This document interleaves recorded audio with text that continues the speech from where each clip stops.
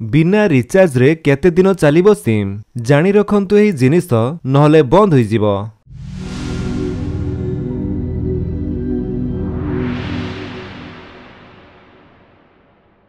गत वर्ष जुलाई रे शुल्क वृद्धि परे रिचार्ज योजना महंगा होई जाइछि।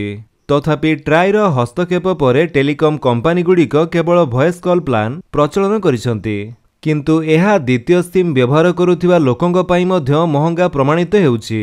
प्रायतः लोक माने केवल बैंकिंग सेवा पई किंबा नेटवर्क कवरेज रो सुविधा अनुसार द्वितीय सिम रखंती। एही कारणरू कंपनी गुड़िक ग्राहक माननको रिचार्ज न करी मध्य किछि समय पई इनकमिंग कॉल एवं मेसेज ग्रहण करिबाकू अनुमति दियंती। तेबे सिम केबे निष्क्रिय करा जाए आसंतु जानिबा।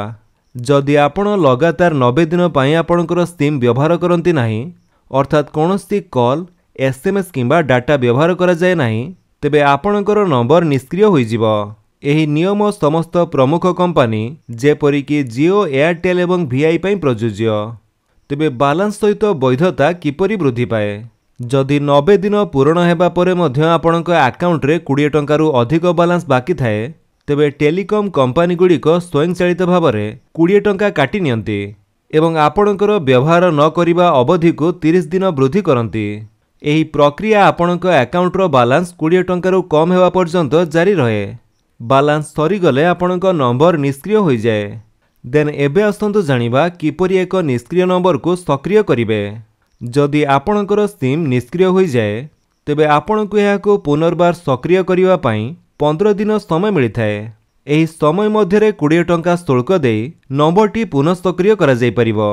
जदि आपण एहा करंती नाही, तेबे आपणकर नंबर स्थायी भाव में बंद होई जिवो एवं पुणी व्यवहार करा जाई परिबो नाही। अर्थात जियो, एयरटेल एवं वीआई उपभोक्ता माने रिचार्ज बिना मध्य प्राय 90 दिन पई इनकमिंग कॉल एवं मेसेज पाई परिबे, किंतु एही समय मध्यरे कोनोसी आउटगोइंग कॉल, डाटा किंबा एसएमएस व्यवहार करा जाई परिबो नाही। जदि आपण आपणकर द्वितीय सिम को दीर्घ समय पई सक्रिय रखिबाकू चाहंती, तेबे समय समय रे एहाको व्यवहार करिबा किंबा सर्वनिम्न बालांस बजाय रखिबा आवश्यक। तो फ्रेंड्स, ये थिला आपणक पई किछि अपडेट। जदि आपणको अपडेट टी भल लागितले आपण वीडियो को लाइक कर दियंतु, आपणक सांगनक भितर शेयर करी जणांतु। आउ जदि आपण हम चैनल नुआ चैनल को सब्सक्राइब करी बेल आइकन दबाई ऑल नोटिफिकेशन कर दियंतु, ताकि जेतन वीडियो अपलोड करिवे आपण देखि परिबे। Thank you for watching.